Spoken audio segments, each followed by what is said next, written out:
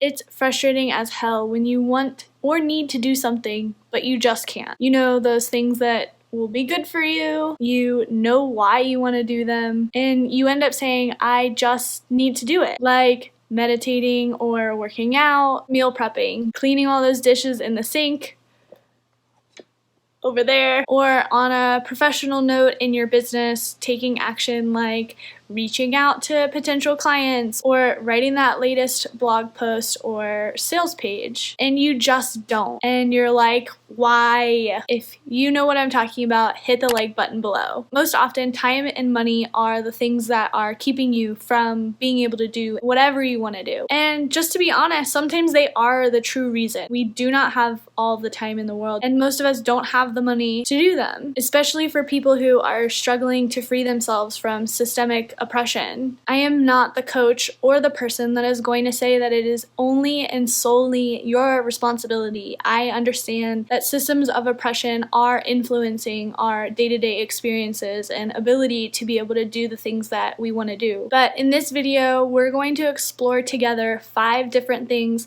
aside from time and money that are keeping you from doing the things that you want to do. So hopefully you'll gain some clarity and find some freedom when it comes to the blocks that are keeping you from moving forward. Are you ready? Let's get started. If this is your first time here, my name is Becca Rich. Thanks so much for watching this video. I am a holistic time management coach. I help high achievers and entrepreneurs spend their time more intentionally and effectively without hustling their buns off, so they can truly reach their dreams, have their business that they want, and enjoy it. Enjoy time freedom and relaxation. At the center of this problem of not being able to do what you want is you. You have dreams, you have goals, you have desires, so that's why we put you in the center of this diagram. Why I thought of this in the first place was I heard a quote about 2 years ago that really solidified this idea of me needing to define my goals, my dreams, the shifts that I wanted to make in my life. And that quote is, if you don't know where you're going, you'll end up someplace else. And it's the truest quote that I've ever heard. I used to be pretty fuzzy when it came to what I wanted.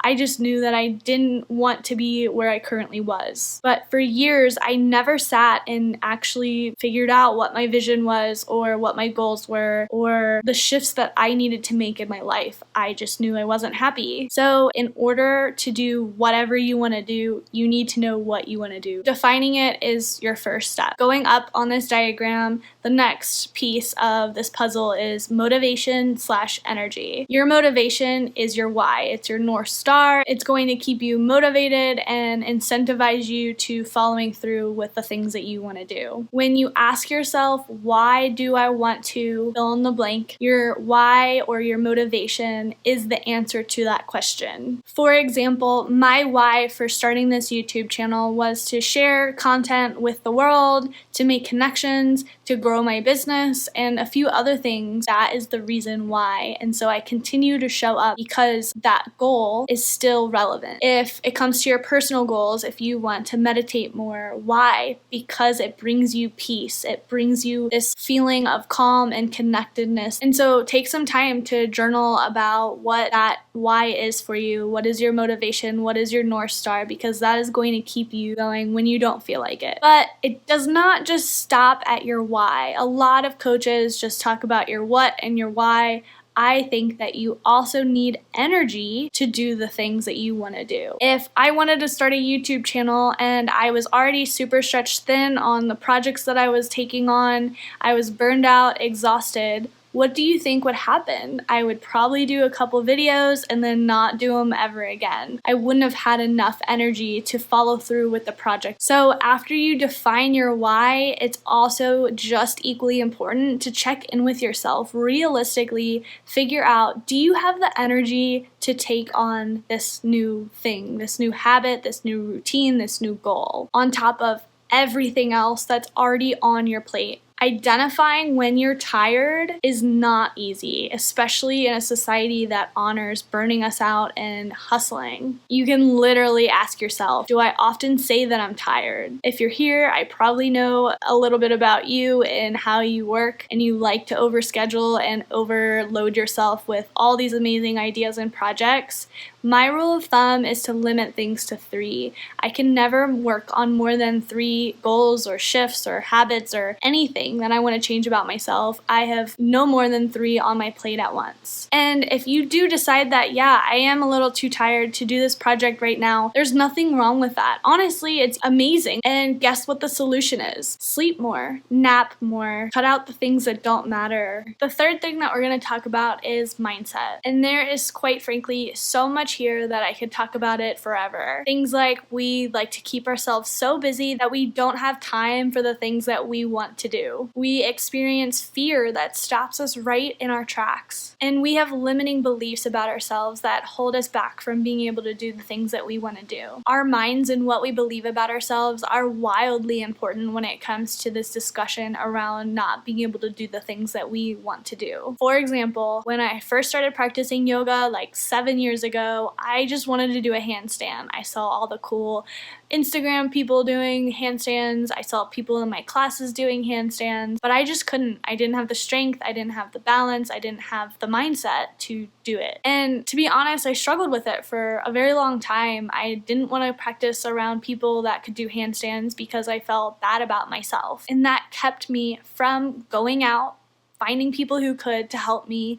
That kept me from practicing them on a regular basis, and probably that kept me from potentially being able to do them. I still can't do them today. And while that may be a silly example right now to you, it very much so impacted me. I felt like an imposter yogi. So all of that to say, there's probably something that your mind is telling you that you can't do. My mind tells me that I can't do things all the time, and it's all about listening to that and then doing it anyways. But it's not just your mind. Like I talked about earlier, there are so many influences aside from just your mind that will keep you from being able to do the things that you want to do. I see and hear a ton of coaches and mindset gurus always talking about, your mind is everything. Your mind controls your reality. And while there is truth to that statement, your mind influences what you do and how you think about yourself. But it's not just your mind. There are lots of other influences that can hold you back from being able to do the things that you want to do. So it's not easy. It's not simple. It's a complex problem, but it's not your fault. I would hear that it's my mind that's holding me back, nothing else, and that brings so much guilt and shame into a situation that is completely unnecessary. So seek out support that will help you be more compassionate towards yourself and towards your brain that is trying to keep you safe and able to still take action and do the things that you want to do. Okay, so going around the circle, we're going to step 4.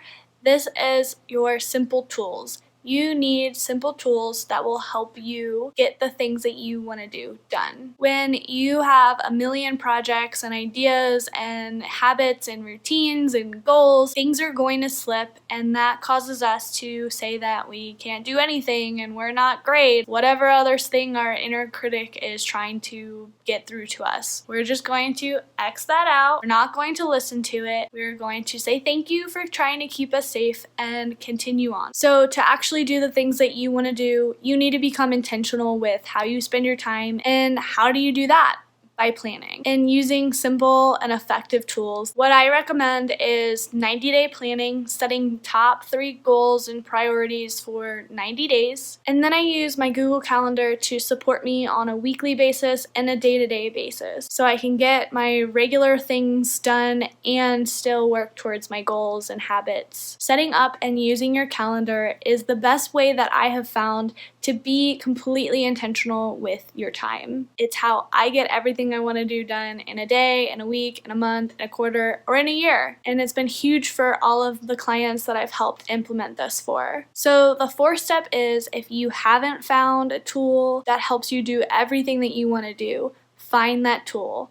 Obviously, my recommendation is quarterly planning to set your priorities for that 90-day period, and then Google Calendar to stay in alignment with those priorities. Each quarter, I host a quarter planning workshop. The next workshop is in 2 weeks on September 16th and 17th. Yes, I am doing 2 sessions, so you can come to either of them or both. And during this workshop, you'll gain clarity on what your goals and priorities are for the next 90-day period. You'll be able to ditch those overwhelming, scattered, stretched-thin feelings for the rest of the year. And finally, spend your time how you want to spend your time. Click the link below in the description box if you want to read more about this workshop, sign up through Eventbrite. It is completely donation based, so I would love to see you there. And moving on to the next thing that is most likely holding you back from being able to do whatever you want is reflecting and celebrating. Have you ever said, I didn't do anything today, but in reality you watched Netflix, you've eaten 3 meals, you've showered, you've brushed your teeth, you've drank water, you've texted some friends, you've slept, and more. Is that nothing? No, it is something. I think that I naturally come back to saying this in almost every single video, and I'm going to shout this from the rooftops for the rest of my life. You need to recognize and celebrate all of the things that you do, not just the big ticket items. I have the door open right now and the wind is blowing on me like a supermodel, and I feel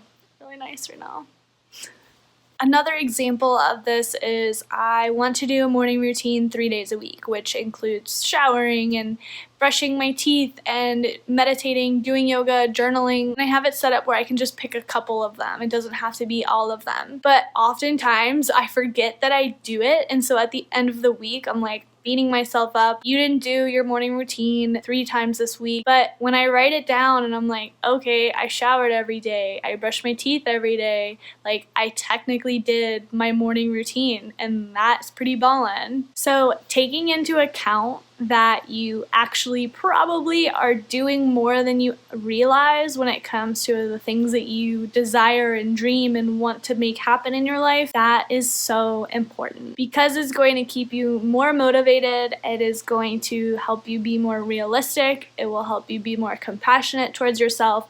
So many benefits of doing this, so just notice when you do the things you want to do. So comment below which of these things are what is holding you back from being able to do what you want to do, and feel free to include what you want to do about it. If you've gotten clarity or any epiphanies from this video, comment them below. Would love to hear more.